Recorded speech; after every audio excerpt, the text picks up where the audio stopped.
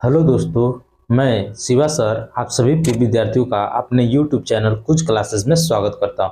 जैसा कि हम लोग ALP का एक सीरीज स्टार्ट किए हैं जिसको हम लोग डे बाय डे कर रहे हैं। तो चलिए आइए समय को ना व्यतीत करते हुए हम अपने प्रश्नों को देखते हैं आज का प्रश्न कितना इम्पोर्टेंट है। ठीक है, तो यहाँ पे एक प्रश्न दिया हुआ है जो कि एग्जाम में आया हुआ है। तो यहाँ पे जो प्रश्न दिया है, निम्न में से विषम को पहचाने। तो सबसे पहले हम लोग ऑप्शन को लिख लेते हैं कि ऑप्शन क्या क्या दिया है। ठीक है, तो सबसे पहला ऑप्शन जो दिया है वो दिया है अमोनियम। ठीक है, अमोनियम हाइड्रोक्साइड। ठीक है, उसके बाद से दूसरा जो ऑप्शन दिया है ये दिया है सोडियम हाइड्रोक्साइड। ठीक है, जो तीसरा ऑप्शन दिया है वो कापर हाइड्रोक्साइड। ठीक है, देखिए कापर हाइड्रोक्साइड इस तरह से लिखा जाता है। उसके बाद से जो चौथा ऑप्शन है ये है जिंक हाइड्रोक्साइड। ठीक है, तो ये हमारा ऑप्शन दिया हुआ है, बस समझिएगा।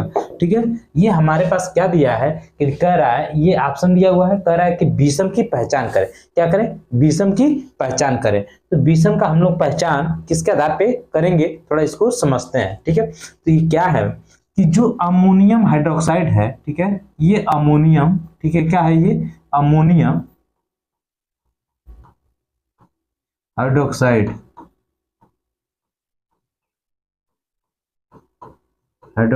ठीक है, ये अमोनियम हाइड्रोक्साइड है। ये हमारे पास क्या है, सोडियम हाइड्रोक्साइड है, सोडियम हाइड्रोक्साइड। ठीक है, सोडियम हाइड्रोक्साइड। ये हमारे पास क्या है, कापर हाइड्रोक्साइड।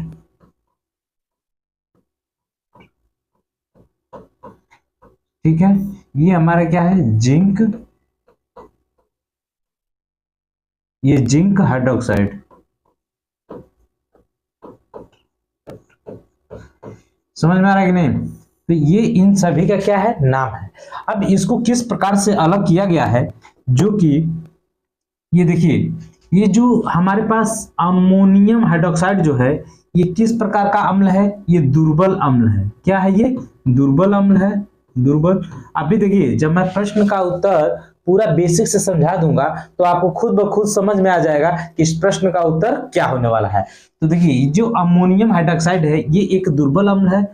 ये जो सोडियम हाइड्रोक्साइड है ये क्या है, प्रबल अम्ल है। क्या ये प्रबल अम्ल है। ठीक है, प्रबल, ये प्रबल क्षार है। क्या ये, ध्यान दीजिएगा, प्रबल क्षार है। क्या है ये, प्रबल क्षार है। सॉरी, ये देखिएगा, ध्यान दीजिएगा, यहाँ पे ये क्या है, प्रबल क्षार है, प्रबल क्षार है। समझ में आया? ये क्या है, दुर्बल क्षार है। ठीक है, ये हमारे पास क्या है, ये हमारे पास दुर्बल क्षार है, दुर्बल क्षार। ठीक है, ये समझ में आया? तो यहाँ पे ये जो दिया हुआ है, ये जिंक हाइड्रोक्साइड दुर्बल क्षार, कॉपर हाइड्रोक्साइड दुर्बल क्षार, सोडियम हाइड्रोक्साइड ये प्रबल क्षार है। क्या ये प्रबल क्षार है। ये अमोनियम हाइड्रोक्साइड ये भी क्या हमारा दुर्बल क्षार है। बस समझ में आ गया? तो अब आपको समझ में आ गया होगा कि इसमें विषम कौन है। तो देखिए, जो कि ऑप्शन बी क्या हो जाएगा, ये इस प्रश्न का उत्तर हो जाएगा ऑप्शन, क्योंकि ये प्रबल क्षार है। अब बाकी ये जो तीनों हैं, ठीक है, ये तीनों की तीनों क्या है, दुर्बल क्षार है। ठीक है, तो ये इस प्रश्न का उत्तर हो गया। अब हम लोग थोड़ा सा डिस्कस करेंगे क्या कि जो ये प्रबल क्षार होता है सोडियम हाइड्रोक्साइड, इसका पीएच जो मान होता है ये क्या होता है, 14 होता है। क्या होता है, 14 होता है। ठीक है, पीएच मान इसका कितना होता है, 14 होता है। सोडियम हाइड्रोक्साइड का ये प्रबल क्षार होता है, इसका क्या होता है, मान 14 होता है, पीएच मान 14 होता है। अब हम लोग चलते हैं अगले प्रश्न की तरफ। अगला प्रश्न देखते हैं क्या है। ठीक है, ये देखिए कितना बेहतरीन प्रश्न है।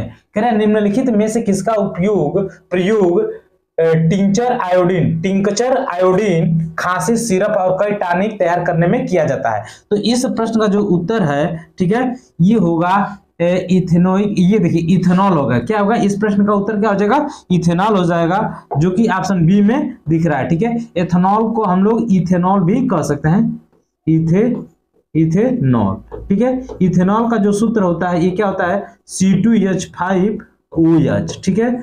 जो इसका प्रयोग होता है ना, इसका प्रयोग कहाँ करते हैं, टिंचर आयोडीन खांसी सिरप, टिंचर आयोडीन, ठीक है, टिंचर आयोडीन खांसी और सिरप, कई टॉनिकों को बनाने में इसका प्रयोग किया जाता है। बात समझ में आ गया। तो ये जो होता है एथिल अल्कोहल, इसका उपयोग होता है, ठीक है। पीने का अल्कोहल, ठीक है, पीने का अल्कोहल भी इथेनॉल को बोला जाता है। तो समझ में आ गया होगा, आई होप आपको समझ में आ रहा होगा, ठीक है। मेरे द्वारा जो ये प्रश्न एनालिसिस किया जा रहा है आपको समझ में आ रहा होगा। तो थोड़ा सा आप लोग कमेंट बॉक्स में जरूर बताया कीजिए कि आपको ये सीरीज कैसा लग रहा है। अगर बेहतर लग रहा है तो कंटिन्यू किया जाए, अदरवाइज ग्रुप डी का स्टार्टअप किया जाए, चैप्टर वाइज पढ़ा जाए। आप कमेंट में थोड़ा सा बताइए, ठीक है। तो चलते हैं हम लोग अगले प्रश्न के तरफ। ये देखिए क्या कर रहा है, यम सेल में समाहित किए जा सकने वाले इलेक्ट्रॉनों की संख्या। तो देखिए जो यम सेल में समाहित किए जा सकने वाले इलेक्ट्रॉनों की संख्या, अब हम लोग इसकी पूरी व्याख्या कर लेते हैं तो अभी इस प्रश्न का उत्तर प्राप्त हो जाएगा, ठीक है। अब देखिए क्या होता है, कुछ कोष होते हैं, ठीक है, कोष, ठीक है। तो कोष में क्या होता है, के होता है, यल होता है, यम होता है और यन होता है। आगे अब देखिए जो ये कोष होता है ना, तो कोष में, ठीक है, कोष में कुल इलेक्ट्रॉन की संख्या, कुल इलेक्ट्रॉन की संख्या, ठीक है। तो कुल इलेक्ट्रॉन की संख्या हम लोग के में 2 होगा, इसमें क्या हो जाएगा 8 हो जाएगा, इसमें कितना हो जाएगा 18 हो जाएगा, इसमें कितना हो जाएगा 32 हो जाएगा। ये किस प्रकार से आता है, तो ये आता है बोरबरी का एक नियम, बोरबरी नियम के अनुसार 2n स्क्वायर के आधार पे ये आता है, बोरबरी, ठीक है। किसके आधार पे, बोरबरी के नियम के अनुसार आता है, बोर एंड बरी के नियम के अनुसार ये हमें पता चलता है। तो अगर देखिए यहाँ पे 2n स्क्वायर अप्लाई कर देते हैं तो यहाँ पे एक पहले कोष में पहले कोष के लिए 1, ठीक है, तो 2 × 1 का स्क्वायर इसका 2 क्या हो जाएगा 2, ठीक है। दूसरे कोष के लिए हम लोग प्राप्त कर लेंगे, क्या हो जाएगा 2n स्क्वायर, तो 2 × 2 का स्क्वायर बराबर 4 दूना 8। समझ में आ रहा है। तो इस तरह से ये हमारे पास प्राप्त होता है। अगर 3 के लिए करेंगे तो 3 3 9 और 9 दूना 18, ठीक है। अगर 4 के लिए करेंगे 4 4 16 दूना 32, ठीक है। तो ये आपको समझ में आया होगा इस प्रश्न का। तो देखिए ये पहला क्या कह रहा है, ये कि ये पहला कोष है, ये दूसरा कोष, ये तीसरा कोष। तो तीसरे कोष की बात हो रही है, तो तीसरे कोष में इलेक्ट्रॉनों की संख्या कितनी होगी, तो 18 होगा, जो कि ऑप्शन बी में दिया हुआ है, ठीक है। अब थोड़ा सा यहाँ पे हम लोग कुछ उपकोष को भी समझ लेते हैं। उपकोष क्या होता है, उपकोष जो होता है, ठीक है, उपकोष में S, P, D और F होता है, ठीक है। उपकोष में अधिकतम इलेक्ट्रॉन की मतलब अधिकतम इलेक्ट्रॉन कितने भरे जाते हैं, ठीक है, अधिकतम, ठीक है, इलेक्ट्रॉन की संख्या, ठीक है, संख्या, अधिकतम इलेक्ट्रॉन की संख्या कितनी होती है, ठीक है, उपकोष में, ठीक है। ये बात समझिएगा कि उपकोष में अधिकतम इलेक्ट्रॉन की संख्या कितनी, तो यस जो उपकोष है इसमें 2 इलेक्ट्रॉन होगा, पी उपकोष में कितने होंगे, ध्यान दीजिएगा 6 होगा, ठीक है, और डी में कितना होगा 10 होगा, एफ में कितना होगा अधिकतम इलेक्ट्रॉन 14। बात समझ में आया। तो यहां से इन प्रश्नों के माध्यम से आप कोष और उपकोष के बारे में भी समझे। अब अगले प्रश्न को देखते हैं। अगला प्रश्न क्या है, ये देखिए कह रहा है कि मानव प्रजनन प्रणाली का कौन सा हिस्सा मां के, ठीक है, मां के रक्त से भ्रूण को पोषण प्राप्त करने में मदद करता है। तो देखिए जो गर्भनाल प्लेसेंटा जिसको कहा जाता है, जो गर्भनाल प्लेसेंटा होता है, यह मां के रक्त से बच्चे मतलब भ्रूण को पोषण प्राप्त करने में मदद करता है। कौन, प्लेसेंटा या गर्भनाल। तो यहाँ पे हम लोग देखते हैं कि कौन सा ऑप्शन करेक्ट होने वाला है। तो गर्भनाल, जो गर्भनाल होता है ये क्या करता है, मां के रक्त से भ्रूण को पोषण प्राप्त करने में मदद करता है, जो कि ऑप्शन क्या हो जाएगा, सी करेक्ट हो जाएगा। अब हम लोग चलते हैं अगले प्रश्न तक। अगला प्रश्न देखते हैं क्या है। ये देखिए कह रहा है कि यहाँ पे समझिएगा कि द्रव्यमान यम वाली एक वस्तु गति v के साथ स्थानांतरित होती है और इनमें गतिज ऊर्जा k है, ठीक है। गतिज ऊर्जा क्या है, k है। यदि इसका वेग दोगुना कर दिया जाए तो इसकी गतिज ऊर्जा क्या होगी, इसकी गतिज ऊर्जा। तो देखिए हमको पता है कि किनेटिक जो एनर्जी होता है इसका सूत्र होता है, किनेटिक एनर्जी का जो सूत्र होता है क्या होता है, हाफ mv² होता है, हाफ mv²। तो यहाँ पे समझ में आ गया कि गतिज ऊर्जा जो होता है इसका क्या मतलब सूत्र होता है, हाफ mv² होता है। तो यहाँ पे देखिए आपको दिया है कि गतिज ऊर्जा, इसका जैसे जो गतिज ऊर्जा k है ये इसका वेग कितना हो जा रहा है, दुगुना हो जा रहा है। तो यहाँ पे देखिए किनेटिक एनर्जी जो दिया है आपको यह वेग के क्या होता है, समानुपाती होता है, ठीक है। तो यहाँ पे जो किनेटिक एनर्जी दिया है तो वेग क्या कर रहा है, दुगुना कर रहा है। तो यहाँ पे हम भूलेंगे नहीं, ये वेग मतलब वेग का स्क्वायर है, तो ये किनेटिक एनर्जी जो हो जाएगा ये कितना हो जाएगा, 4 हो जाएगा, मतलब 4 गुना हो जाएगा। बात समझ में आया, 4 गुना, ठीक है। ये देखिए मल्टीप्लीकेशन में है दोनों, तो इसके क्या हो जाएंगे, समानुपाती होंगे। मतलब ये अगर किनेटिक एनर्जी बढ़ेगा तो वेग भी बढ़ेगा, अगर वेग बढ़ेगा तो किनेटिक एनर्जी भी बढ़ेगा। समझ में आया। तो ये किनेटिक एनर्जी जो है ये क्या हो जाएगा आपका, 4 गुना हो जाएगा। तो ऑप्शन में देख लेते हैं कि ऑप्शन ए जो है करेक्ट हो जाएगा, 4k हो जाएगा। बस समझ में आ गया। तो गतिज ऊर्जा कितनी हो जाएगी, 4k। अब हम लोग चलते हैं अगले प्रश्न के तरफ। अब यहाँ पे गतिज ऊर्जा के कुछ उदाहरण को समझ लेते हैं। जो गतिज ऊर्जा होता है ना, ये चलती हुई बस या ट्रेन, या तो इसके बाद कह सकते हैं कि जमीन पे दौड़ता हुआ लड़का, ठीक है, उसके बाद से बहता हुआ पानी, ठीक है, बहता हुआ पानी या बहते हुए पवन, इन सभी में क्या होता है, गतिज ऊर्जा होता है, ठीक है। अब हम लोग चलते हैं अगले प्रश्न की तरफ। अगला प्रश्न देखते हैं क्या कह रहा है। ये देखिए कितना बेहतरीन और शानदार प्रश्न है। कह रहा है कि किसी गोलाकार दर्पण का मुख्य फोकस क्या होता है। तो किसी गोलाकार दर्पण का मुख्य फोकस क्या होता है, इसको हम लोग समझते हैं कैसे कि देखिए ये जो प्रश्न दिया हुआ है ना, ये बहुत ही इंपॉर्टेंट प्रश्न है, इसको समझने का प्रयास कीजिएगा। ये क्या होता है कि ये जो हमारे पास गोली दर्पण का एक मतलब ये क्या है, ये एक हमारे पास क्या है, ये ध्यान दीजिएगा, ये उसका क्या है, डायग्राम है, डायग्राम का मतलब ये समझिए, ठीक है। ये जो होता है यहां से यहां तक, तो ये AC होता है, ये हमारा प्रिंसिपल एक्स लाइन होता है, ये हमारा पोल होता है, ठीक है। तो यहां से देखिए मुख्य अक्ष से, ठीक है, जब कोई प्रकाश की किरण मुख्य अक्ष के समांतर, ठीक है, जब कोई प्रकाश किरण मुख्य अक्ष के समांतर, जब कोई प्रकाश किरण मुख्य अक्ष के समांतर क्या करती है, जाती है, चलती है और टकराकर जिस बिंदु पर मिलती है वो क्या कहलाता है, मुख्य फोकस, मतलब फोकस कहलाता है। क्या कहलाता है, मुख्य फोकस कहलाता है। बस समझ में आ गया। तो यहाँ पे आपको ये समझ में आ गया होगा, ठीक है। ये हमारा क्या हो जाएगा, F हो जाएगा। बात समझ में आया कि नहीं आया। कह रहा है कि जब कोई प्रकाश की किरण मुख्य अक्ष के, ठीक है, मुख्य अक्ष के समांतर चलती है, जब कोई प्रकाश की किरण मुख्य अक्ष के समांतर चलती है तो वह टकराकर, ठीक है, जिस बिंदु पे क्या होती है, मिलती है, ठीक है, वही हमारा क्या कहलाता है, मुख्य फोकस कहलाता है। ऑप्शन में देखते हैं कहां पे ये दिया हुआ है, ठीक है।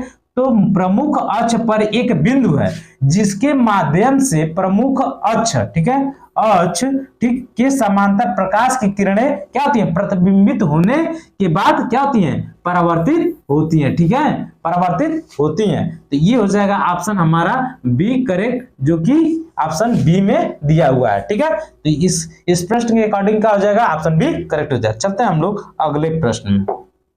अगला प्रश्न देखते हैं। ये देखिए कह रहा है, ये कितना शानदार क्वेश्चन है। कह रहा है ऑक्सीजन की एक अणु का द्रव्यमान है। तो ऑक्सीजन की एक अणु का द्रव्यमान, तो जैसे आपको पता है कि ऑक्सीजन, ये एक ऑक्सीजन का एक ये अणु है। तो ऑक्सीजन, ठीक है, मतलब ऑक्सीजन का एक अणु 2 ऑक्सीजन परमाणुओं से मिलकर बना है, 2 परमाणुओं से मिलकर बना है। तो ये जो होता है इसका जो परमाणु क्रमांक जो होता है ये होता है, ठीक है। परमाणु भार जो होता है इसका 16 होता है। समझ में आया? तो यहाँ पे इस प्रश्न के माध्यम से यहाँ हमें अणु का द्रव्यमान पता चल गया। तो ऑक्सीजन के एक अणु का द्रव्यमान पता चल गया। तो यहाँ पे हम सूत्र लगाएंगे क्या, ठीक है, ऑक्सीजन के एक अणु का द्रव्यमान, ठीक है, द्रव्यमान एक मान, ठीक है, एक मोल की संख्या का मान लिख देंगे। तो एक मोल बराबर क्या होता है 6.022 इंटू 10⁻23 ग्राम, ठीक है, ये एक मोल होता है। ठीक है, एक मोल बराबर इतना एवोगाड्रो नंबर होता है। ठीक है, अब ये कह रहा है कि अब देखिए हम लोग एक अणु का द्रव्यमान लिख लेंगे यहाँ पे 32, ठीक है, दिया हुआ है जो कि अभी निकाले हम 6.022 इंटू 10⁻23, ठीक है।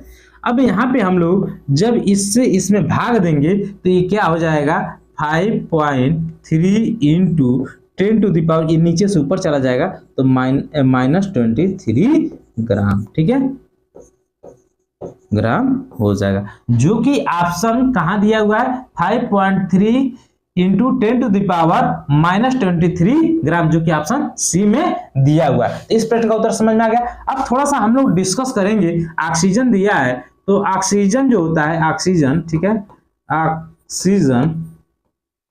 ऑक्सीजन का जो प्रतीक होता है ये O होता है, इसका जो परमाणु क्रमांक होता है 8 होता है, इसका परमाणु भार जो होता है ये 16 होता है। बात समझ में आ रहा है? ये परमाणु भार जो होता है इसका कितना होता है 16 होता है। और एक इंपॉर्टेंट बात क्या है कि परमाणु जो ऑक्सीजन होता है, ऑक्सीजन का खोज कब हुआ था और किसने किया था?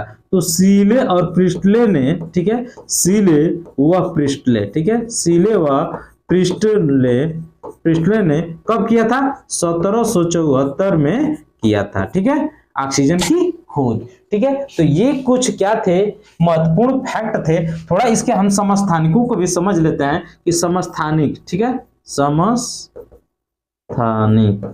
समस्थानिक, तो ये समस्थानिक इसके क्या होते हैं 8 16, ठीक है, 8 17, ठीक है, 8 18, ठीक है, ये इसके क्या है 3 समस्थानिक हैं जो कि आपको समझ में आया होगा। अब हम लोग चलते हैं अगले प्रश्न के तरफ। अगला प्रश्न ये देखिए कह रहा है निम्न में से कौन सी धातु ठंडे पानी के साथ शीघ्रता से, ठीक है, शीघ्रता से अभिक्रिया करती है। ठीक है, तो शीघ्रता से कौन मतलब अभिक्रिया करती है? तो देखिए शीघ्रता से 2 धातुएं हैं जो ठंडे जल से, जैसे पोटेशियम, ठीक है, पोटेशियम और जो सोडियम है, ठीक है, सोडियम, ये क्या होता है ठंडे जल से, ठीक है, ठंडे जल से जल से क्या होते हैं, जल से मतलब तीव्रता से या शीघ्रता से क्या करते हैं क्रिया करते हैं। ठीक है, बात समझ में आया? ये सोडियम और पोटेशियम ठंडे जल से क्या करते हैं शीघ्रता से क्रिया करते हैं, लेकिन वहीं पे कैल्शियम जो होता है ये ठंडे जल के साथ तो क्रिया करता है, ठंडे, ठीक है, जल के साथ क्रिया तो करता है, लेकिन कैसे करता है धीरे धीरे करता है। ठीक है, ठंडे जल से क्रिया करता है लेकिन धीरे धीरे करता है। बात समझ में आया? ये थोड़ा फास्ट करता है, ठीक है, शीघ्रता से जल्दी कर लेता है। बात समझ में आ गया?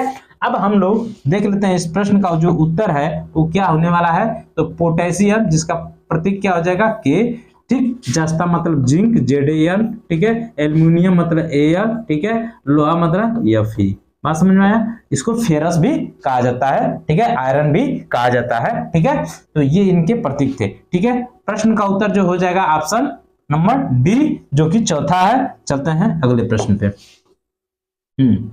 ये देखिए कह रहा है जंतुओं का कौन सा समूह विशेष रूप से मुक्त रूप से रहने वाले समुद्री जीव हैं? ठीक है, तो जंतुओं का कौन सा समूह विशेष रूप से, ठीक है, विशेष रूप से विशेष रूप से मुक्त रूप से रहने वाले जीव हैं। तो ये जीव है इकाइनोडर्मेटा। इकाइनोडर्मेटा जो है ये विशेष रूप से मुक्त रूप से रहने वाले क्या हैं, जीव हैं। ठीक है, इकाइनोडर्मेटा। इकाइनोडर्मेटा के अंतर्गत आता है तारा मछली। तारा मछली, तारा मछली कौन आता है, तारा मछली जो होता है इकाइनोडर्मेटा के अंतर्गत आता है। ठीक है, इकाइनोडर्मेटा के माध्यम से ये पता चलता है। ठीक है, इकाइनोडर्मेटा के तहत ये क्या आता है, तारा मछली आता है। ठीक है, समझ में आ गया। अब इसके बाद से हम लोग चलते हैं अगले प्रश्न की तरफ, जो कि देखते हैं कितना महत्वपूर्ण होने वाला है। ठीक है,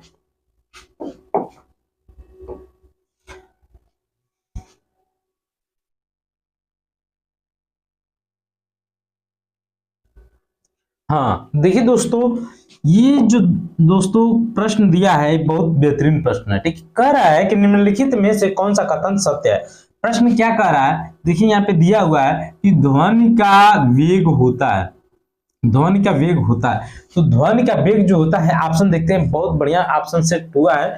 सर्दियों की तुलना में गर्मियों में कम, सर्दियों की तुलना में गर्मियों में अधिक, मौसम पर निर्भर नहीं है, सर्दी और गर्मी में एक समान, ऐसा नहीं होता। ठीक है, आज देखिए जो ध्वनि का वेग होता है ना, ये सर्दियों की तुलना में गर्मियों में अधिक होती है। ठीक है, ये क्या होती है, सर्दियों की तुलना में गर्मियों में अधिक होती है। ठीक है, तो सर्दियों की तुलना में गर्मियों में अधिक होती है, जो कि ऑप्शन बी हमारा दिया हुआ है। सर्दियों की तुलना में गर्मियों में अधिक ध्वनि का वेग होता है। ठीक है, अब ध्वनि जो शब्द आया है, तो ध्वनि का वेग हम लोग जानते हैं क्या होता है कि जब ध्वनि के वेग में, ठीक है, मतलब क्या होता है कि वायु में 1 डिग्री ताप, वायु में 1 डिग्री ताप बढ़ाने पे, ठीक है, वायु में कर रहे हैं, देखिए थोड़ा सॉरी क्या हो गया, ध्वनि का जो वेग होता है, ध्वनि के वेग में 1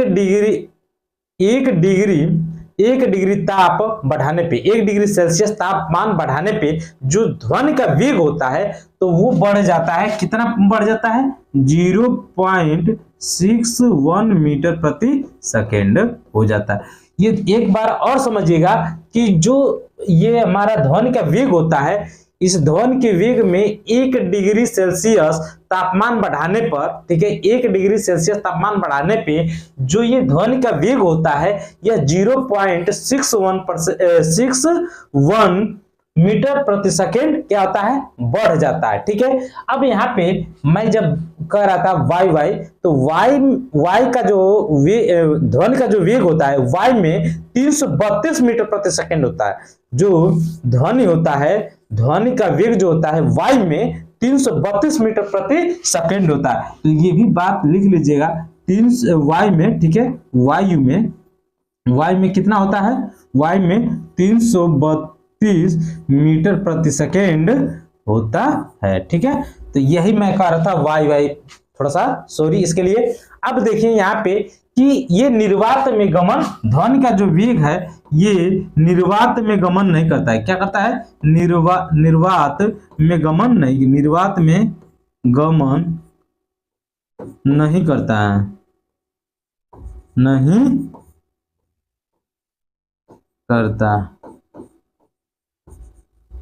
नहीं करता। बात समझ में आ गया?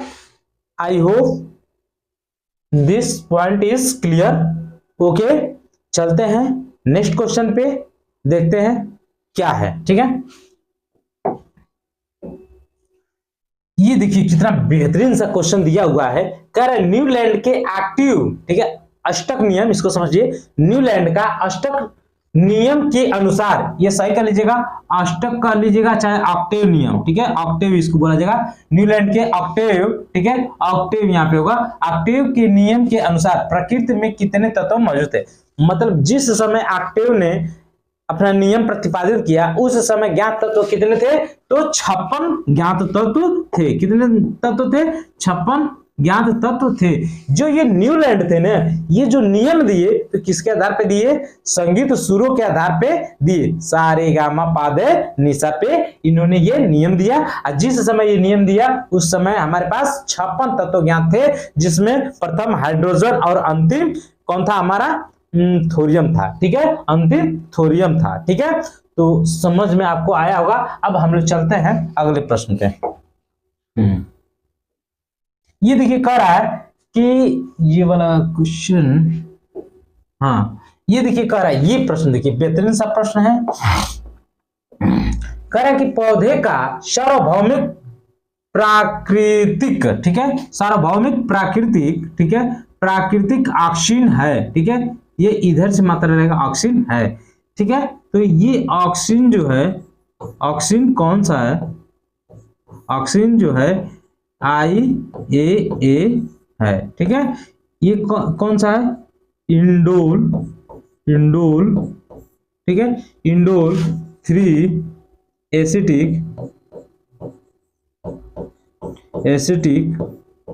एसिड, ठीक है, एसिड। ये हमारे पास क्या है, इंडोल 3 एसिटिक एसिड, ठीक है। ये हमारे पास इंडोल का फुल फॉर्म है, ठीक है, जो कि कहां पाया जाता है, पौधे का सार्वभौमिक प्राकृतिक ऑक्सीजन है। तो कौन है, IAA है। समझ में आया। अब यहाँ पे दिया है NAA, क्या दिया है, NAA नैप्थलीन एसिटिक एसिड। इसका फुल फॉर्म क्या हो जाएगा, नैप्थलीन, ठीक है, इसको समझ लेते हैं, नैप्थलीन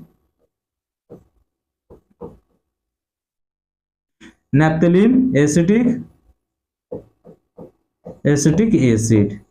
समझ में आया।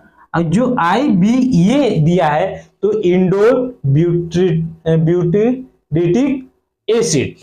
समझ में आया। तो इसको भी लिख लेते हैं, ये क्या होता है, इंडोल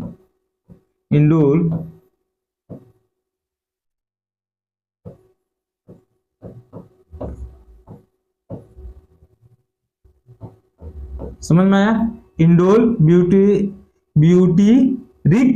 ब्यूटिरिक एसिड, ठीक है। तो ये इसका क्या हो जाएगा, फुल फॉर्म हो जाएगा। समझ में आ गया।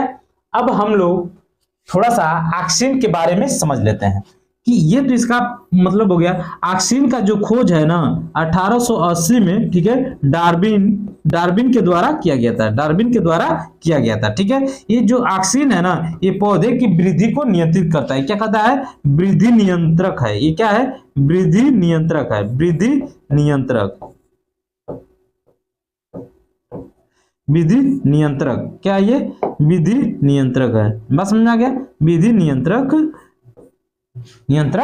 होता है। ये पौधे में वृद्धि को क्या करता है, कंट्रोल करता है। जो ऑक्सीजन हार्मोन होता है ये पौधे में वृद्धि को उसको कंट्रोल करता है। ऑक्सीजन की खोज 1880 में डार्विन के द्वारा किया गया था। बस समझ में आया, 1880 में डार्विन के द्वारा किया गया था। अब समझ में आ गया।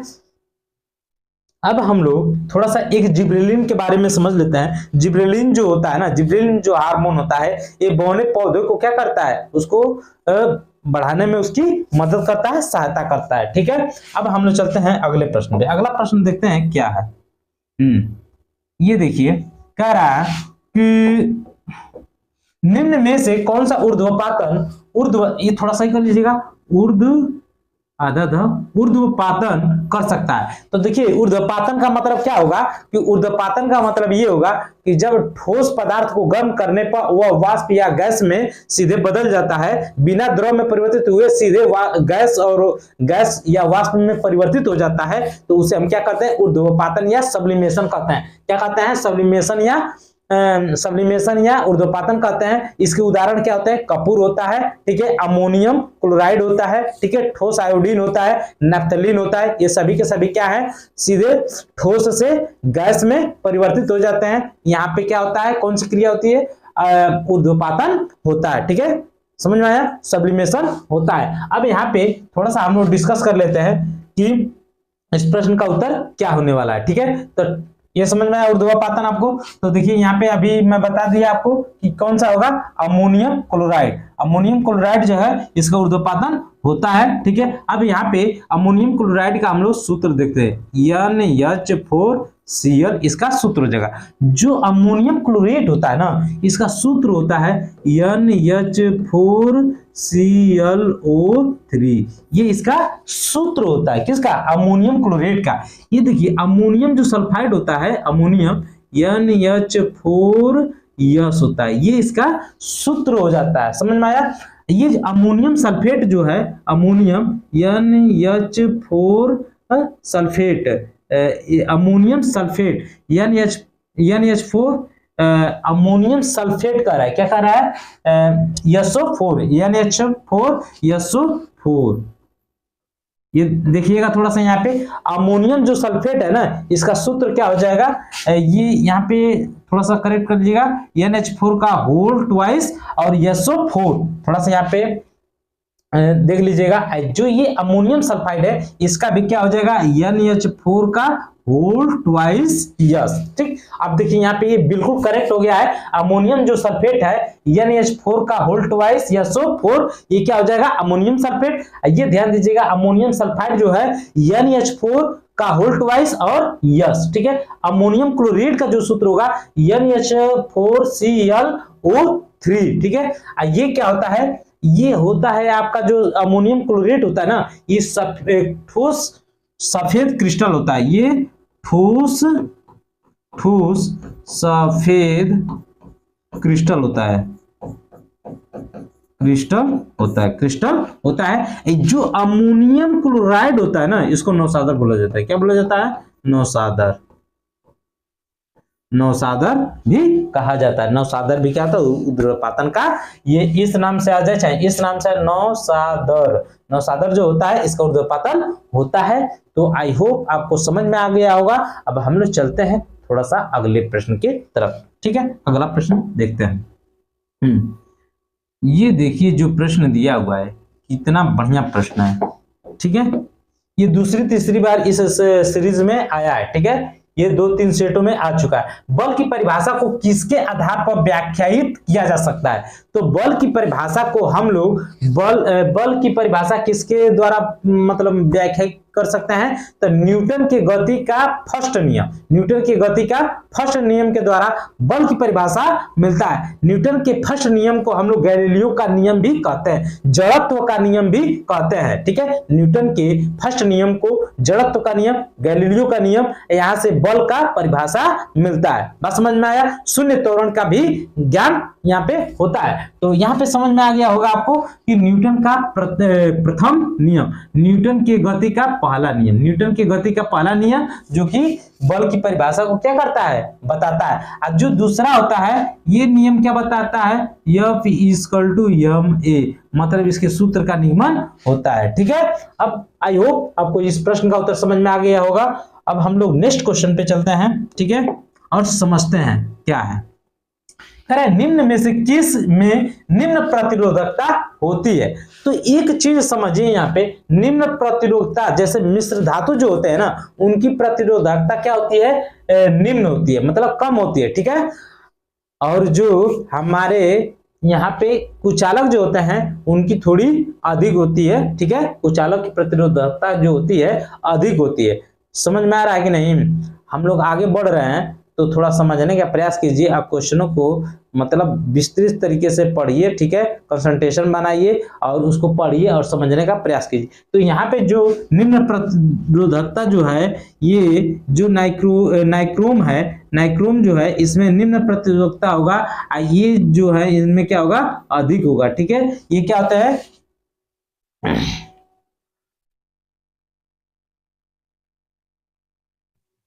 हाँ, तो समझ में आ गया यहाँ पे कि ये जो नाइक्रोम है ये एक मिश्र धातु है, ठीक है, मिश्र धातु है, जिसमें क्या होगा, कम होता है, क्या होता है, कम होता है। ये हमारे क्या है, सभी के सभी हीरा, ग्लास और यूनाइट जो है, ये सब क्या है हमारे, ये क्या है, ये सब कुचालक है, ठीक है। इसमें क्या होगा, जो प्रतिरोधकता होगा वो क्या होगा, अधिक होगा, ठीक है, अधिक होगा, ठीक है। ये सभी के सभी हमारे कुचालक, ठीक, इनमें प्रतिरोधकता अधिक होगी। ये हमारा नाइक्रोम जो है ये मिश्र धातु है, जिसमें क्या होगा, कम होगा। बात समझ में आ गया। अब हम लोग चलते हैं अगले प्रश्न पे। अगला प्रश्न देखते हैं क्या है।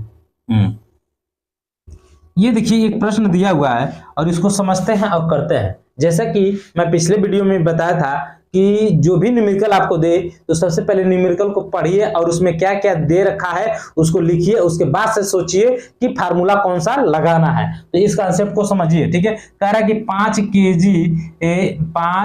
5 किलोग्राम की एक वस्तु को, ठीक है, तो 5 केजी मतलब ये यम दिया हुआ है यहाँ पे 5 केजी, बात समझिएगा, ठीक है। क्या दिए हुए 5 केजी, यहाँ पे क्या दिया है यम 5 केजी, मतलब जो द्रव्यमान है वो 5 केजी दिया है। कह रहा है कि 2 मीटर की ऊंचाई, मतलब यच जो दिया है वो 2 मीटर दिया है, उठाया जाता है। अब किसी चीज को उठाया जा रहा है, इस प्रक्रिया में कितना कार्य हुआ, तो यहाँ पे जो हम लोग सूत्र प्रयोग करेंगे तो W equal to M G H का प्रयोग करेंगे। यहाँ पे देखिए प्रश्न में दे दिया जी का मान 9.8, W इक्वल टू क्या हम लोग प्रयोग करेंगे, W equal to M G H, और यहाँ पे एच का जो मान दिया है, जी का जो मान दिया है 9.8 मीटर प्रति सेकेंड होता है, ठीक है। अब देखिए यहाँ पे एम दिया 5 इंटू जी का मान दिया 9.8 और ये क्या दिया 2, ठीक है। एच का मान ऊंचाई जो मतलब जो उठाया गया, तो यहाँ पे हम लोग गुणा कर लेंगे तो 5 गुना ये हो जाएगा 10 और गुणे हो जाएगा 9.8 और जब इसमें गुणे करेंगे तो ये हो जाएगा 98 जूल। ये दिया है ऑप्शन सी में, क्या दिया है 98 जूल, जो कि कार्य निकाले हैं। तो यहाँ पे क्या हो जाएगा कार्य इक्वल टू 98 जूल, जो कि ऑप्शन सी में दिया हुआ है। अब हम लोग चलते हैं अगले प्रश्न पे, ठीक है। अगला प्रश्न देखिए, ये कह रहा है कि निम्न में से कौन सा जानवर अपना लिंग बदल सकता है। तो देखिए ये जो घोघा होता है, घोघा, ठीक है, घोघा को हम लोग स्नेल भी कहते हैं इंग्लिश में, स्नेल, ठीक है। स्नेल का ये या घोघा एक ही बात है। ये मोलस्का संघ का जीव है, ठीक है, मोलस्का संघ का ये क्या है जीव है। ये कैसा जीव है, ये जलीय जीव है, जलीय जीव है, जीव है जो अपना क्या करता है लिंग परिवर्तित करता है, परिवर्तित करता है, अपना लिंग परिवर्तित करता है, ठीक है, समझ में आ गया। अब हम लोग चलते हैं, देखते हैं इस प्रश्न का उत्तर क्या होने वाला है।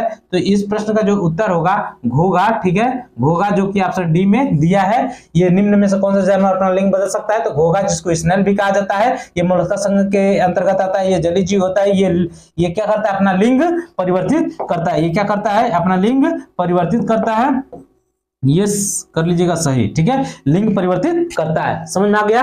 तो हम लोग चलते हैं अगले प्रश्न पे। अगला प्रश्न देखते हैं क्या होने वाला है, ठीक है। अब ये देखिए जो प्रश्न दिया हुआ है यहाँ पे, तो कह रहा है जब सोडियम क्लोराइड को, तो इस रिएक्शन के माध्यम से हम लोग इसको पढ़ेंगे और करेंगे, ठीक है। जब सोडियम, ठीक है, सोडियम क्लोराइड को क्या किया जाता है, सोडियम क्लोराइड को जलीय विलयन में मतलब H2O के माध्यम से क्या किया जाता है के बीच में बिजली पारित जाता है, मतलब विद्युत धारा क्या किया जाता है प्रवाहित किया जाता है। तो ये क्या हो जाता है सोडियम हाइड्रोक्साइड, ठीक है, और प्लस H2 और Cl2 में डिवाइड हो जाता है। बात समझ में आया। तो यहाँ पे देख लेते हैं ऑप्शन में क्या क्या दिया हुआ है, ठीक है। तो यहाँ पे दिया हुआ है NaOH plus H2 plus Cl2, जो कि ऑप्शन ए जो है सही है, ठीक है। अब सभी जगह देखिए कुछ बदला हुआ है, तो ये हमारा ऑप्शन जो है करेक्ट हो जाएगा ऑप्शन ए। नेक्स्ट प्रश्न को देखते हैं, अगला प्रश्न क्या है, ठीक है। ये देखिए ये कितना बेहतरीन सा प्रश्न है, ये भी है, ठीक है। ये कितना अच्छा प्रश्न है, देखते हैं इसको। कह रहे एक व्यक्ति भूमि से 25 केजी का सामान उठाता है, भूमि से 25 केजी मतलब कि वो द्रव्यमान होगा 25 केजी का, ठीक है। एक सामान को उठाता है एक व्यक्ति भूमि से, मतलब धरती से भूमि से एक सामान 25 केजी का उठाता है। इस भूमि से दूर 2.5 मीटर ऊपर सिर पर रखता है, तो मतलब कुछ ऊंचाई पर रखा, तो यह चीज यहाँ पे 2 क्या दे दिया 5 मीटर दे दिया, इतना ऊपर रख लेता है।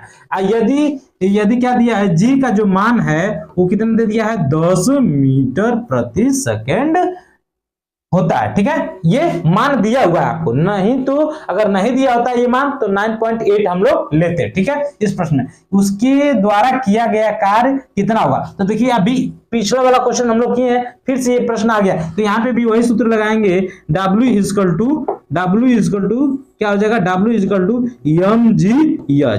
तो W यहाँ पे दिया है 25 और गुणे ये दिया है h दिया है 2.5 और गुणे हाइट ये हाइट है और जी का मान दिया है 10। अब यहाँ पे हम लोग गुणा कर लेंगे, पहले इसका इसमें कर लेंगे, ये 25 इंटू क्या हो जाएगा, कैलकुलेशन भी आपको फास्ट करना है। ठीक है, तो इसका जब गुणा करेंगे तो ये भी हो जाएगा 25, और यहाँ पे देखिए 25 का स्क्वायर क्या हो जाएगा 625, यहाँ पे स्क्वायर बन गया तो ये 625 कार्य का मतलब क्या होता है जूल। ठीक है, बात समझ में आया, जूल। तो देखिए ऑप्शन में 625 जूल दिया है ऑप्शन में, ऑप्शन जो सी है ये 625 जूल जो कि दिया हुआ है, 625 जूल दिया हुआ है जो कि ऑप्शन सी करेक्ट है। ठीक है, अब हम लोग इस सीरीज का, ठीक है, ये आखिरी और अंतिम प्रश्न था। अब मिलते हैं जल्दी ही अगले सीरीज के साथ, तब तक के लिए थैंक यू।